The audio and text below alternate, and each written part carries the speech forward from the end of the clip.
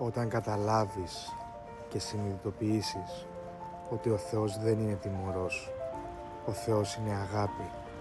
Ο Θεός είναι αγάπη και σ' αγαπάει πολύ περισσότερο από αυτό που νομίζεις.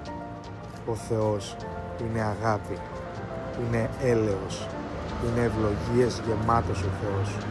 Ο Θεός δεν τιμωρεί, παραδειγματίζει και σε βάζει σε σκέψεις. Σε βάζει στη διαδικασία να σκεφτείς τι έκανες λάθος και τι σωστό. Ο Θεός δεν είναι τιμωρός. Στο λέω και θα στο λέω για πάντοτε. Ο Θεός σε αγαπάει. Αν σου άρεσε αυτό το βιντεάκι, κάνε μια εγγραφή στο κανάλι μου και να τα λέμε και με άλλα βιντεάκια. Και να θυμάσαι κάθε βράδυ πριν κοιμηθείς να κάνεις την προσευχή σου. Να λες το Πάτερ ημών, να λες την ευχούλα, να δεις πόσο όμορφα και γλυκά θα σε παίρνει ο ύπνος. Καλό βράδυ και Παναγία μαζί μας.